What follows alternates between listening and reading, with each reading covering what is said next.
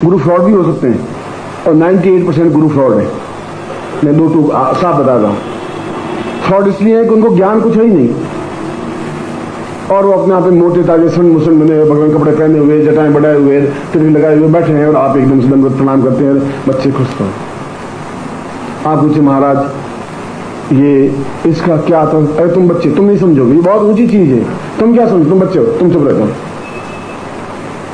और महाराज मुझे समझाइए सही, श्लोक का अर्थ क्या है, ये कौन सा श्लोक है, मैं गणपति पूजन करूं तो कौन से तुम नहीं समझ सकते, तुम बच्चे हो, तुम बैठ जाओ। अब तुम बच्चे हो, वो बच्चे हैं, ये तो मुझे तो समझ में आया नहीं, मगर वो तुम दबा करके बैठ जाते हैं और आप चुपचाप बैठ जाते हैं। और थोक के भाव गुरु एक दो नहीं है। हरिद्वार चले जाइए तो आप जितने चाहिए उतने मिल जाएंगे आपको, 200, 300, 500, 700, 1000, 2000, बहुत बैठे। मथुरा में बैठे हैं, काशी में बैठे हैं, कांची में बैठे हैं, सब बैठे हैं। वे गुरु नहीं है, वे अपने आप में एक पूजा पाठ करने वाले पंडित हैं। वे ब्राह्मण हैं, क्यों ब्राह्मण कुल में जन्म लिया, ब्राह्मण हैं। वे पूजा पाठ करने वाले व्यक्ति हैं, उनके प्रति मेरा प्रणाम है, मगर वे गुरु शब्द नहीं बन सकते। गुरु शब्द का अर्थ है कि अपने शिष्य को उस जगह पहुंचा दे जहां वो चाहता है, गुरु उसको कहते हैं। कविता के साथ है जाका गुरु मिला चेला खड़ा मिलेंगे, दोनों ठेलिया दोनों खूब पड़ेंगे, अंत अन्य को ठेलेगा, दोनों खूब पड़ेंगे। गुरु चेले को ठेलता है, चेला गुरु जी को आगे ठेलता रहता है। न उनको कोई ज्ञान है, न उनको बनाने का पता नहीं। बच्चे तुम नहीं समझते, ये बहुत ऊंची है, तुम नहीं समझते बच्चे। अब तुम नहीं बच्चे समझते, तुम्हें समझाऊंगा। अब क्यों समझेंगे महाराज? अब महाराज खुद मालूम नहीं बहुत सारी चीज क्या चीज, लाल आंख करने से सुनकर तुम्हें से भर पैदा हुए नहीं, थप्पड़ मारे ठेठ गुरु तुम उसे चढ़ जाओ गुरु जी खुद। ऐसे गुरु इस देश में बहुत है, क्योंकि भारत में पैदा हो सकते हैं, दूसरे गुरु हो सकते हैं। और भारत में गुरु पैदा होते हैं, बनते रहते हैं। फटती हो रोज मैं सोच रहा हूँ, आज मिले 5 गुरु और मैं बन गए, फिर 5 गुरु बिहार बन गए, 5 गुरु 8 बन गए। दादी बड़े आपको करना क्या है? गुरु जी है भी नहीं है, निश्चित है नहीं, लाल सोच तो चेहरा है नहीं, कल टमाटर तो ऐसे गुरु जी होते हैं, ये ऐसे वैसे गुरु जी है। तो तुम गुरु जी भगवान कपड़े पहने हुए, बिल्कुल एकदम जटा बढ़ाई हुई है, साल है तुम बस तुम आज जोड़ देते, मुझे तुम आज जोड़ देंगे, किसी को आदमी इसको क्या आज जोड़ना, मुझे पहने से लोग कपड़े और बिल्कुल जटा बढ़ाई हुई, धूम मांग फाने साला तो खत्म हो जाएगा। अरे यार गुरु जी बहुत तेज है, तुम जल्दी गुरु जी बन जाओगे, तुम मुझे जल्दी गुरु बना नहीं सकते, ऐसा बनना चाहता था, वो नकली चीज लेकिन फिर टिकती नहीं। इस निर्मा का और उनका एडवर्टाइजमेंट बहुत आता है, हीरो का विज्ञापन आता नहीं, इनका खरीदी बहुत कीमती चीज है, उसको विज्ञापन नहीं आता। क्या मालूम नहीं बहुत कीमती है, उसको विज्ञापन की जरूरत नहीं है, असली गुरु उसको विज्ञापन की जरूरत नहीं है। तो मालूम है गुरु वही वो नकली गुरु के रोज फोटो आते रहते हैं, रोज प्रश्न करते रहते हैं, रोज हम सुनते रहते हैं। वो चाहते हैं कुछ तुम बोलते नहीं तो हमारे चेहरा उनका आंखों सामने घूमता रहे, शायद कभी उनको मांगा बैठेगा, कोई आस नहीं तुमसे, कुछ लेना ही नहीं तुमसे, लेना ही लेना है मुझे। और गुरु भी दो तरह के होते हैं, एक गुरु जो अपना भी स्वार्थ सोचता है, सामने वाले का भी स्वार्थ सोचता है। वह गुरु वो सोचता है कि इससे भी कुछ न कुछ प्राप्त होता रहना चाहिए। भैया तुम शिष्य हो, तुम बहुत अच्छे हो, एक मेरे मंदिर बनाना है तो मूर्ति तुम लगाओगे, शिखर तुम बनाओगे, एक कमरा तुम बनाओगे।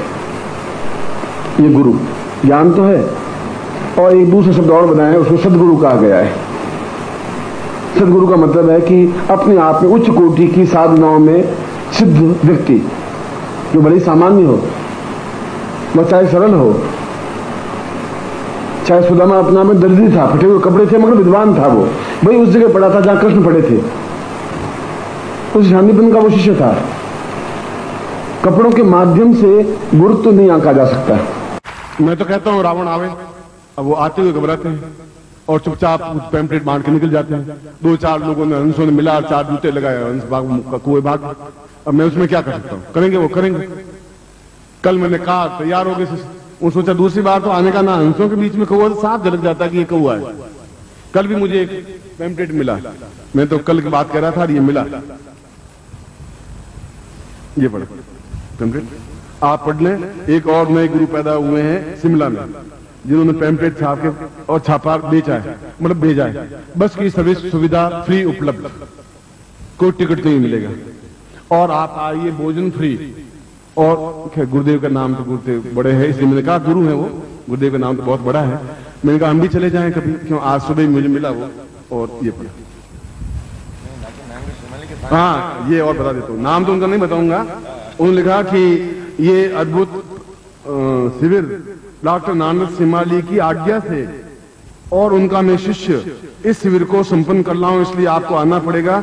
और इसके लिए शिविर स्थल ये है, और आपको बस की सुविधा फ्री उपलब्ध है, और नित्य हलवा और पूड़ी आपको प्राप्त होंगे।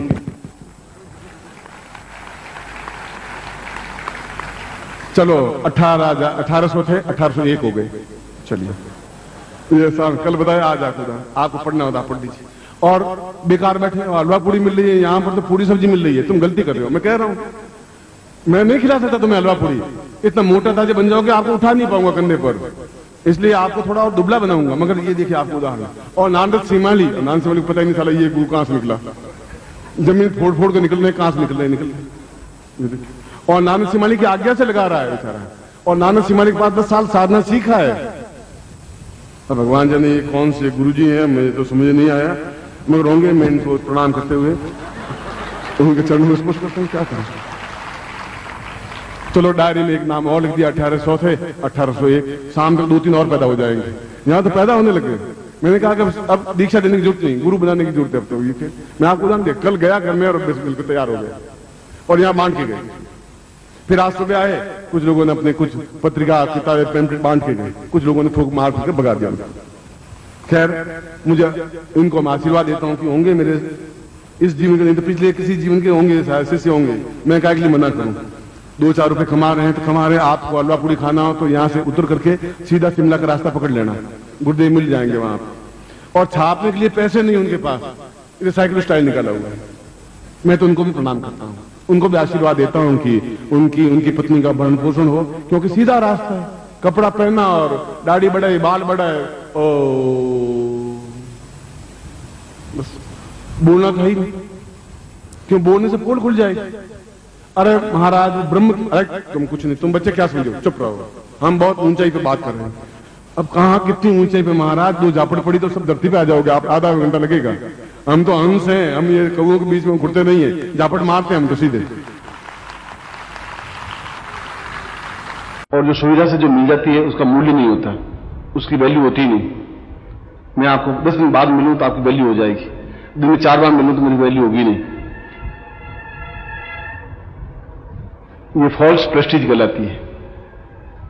फॉल्स प्रेस्टीज का मतलब है कि डॉक्टर की प्रैक्टिस नहीं चलती हो किसी वैद्य की, तो कमरे में बैठा रहेगा, बाहर मरीज बैठा रहेगा, डॉक्टर साहब बहुत बिजी हैं, डॉक्टर साहब बहुत बिजी हैं, डॉक्टर साहब बहुत बिजी हैं। 1 घंटे बाद आप मिलेंगे तो आपको डॉक्टर साहब बहुत महान है, फिर आप तुरंत मिल लेंगे, उस वैद्य से मिल लेंगे। तो गुरु जी भी फॉल्स गुरु जी होते हैं, बहुत मिलते ही नहीं, अंदर बैठे बैठे मक्खी मारते रहते हैं पर मिलते नहीं वो। तो आप फॉल्स शिष्य नहीं बने, अपनी क्षमता के साथ इंतजार करें और पूर्ण क्षमता के साथ। जो सही होगा वो 2 टूक आके बोल जाएगा, वो आपको इंतजार नहीं करवाएगा। नहीं मिलना है नहीं मिलूंगा, मिलना है तो मिलूंगा, मन से आप फ्रॉड दे दूंगा, कह दूंगा ये काम आपसे नहीं हो सकता, तो मैं आपको ये साधना नहीं करवाता हूं। तो मुझे विश्वास है कि साधना में सफलता मिलती है, क्योंकि मैंने इसका अनुभव किया है। मैंने मिठाई खाई है तो बता सकता हूं कि इसका स्वाद कैसा है।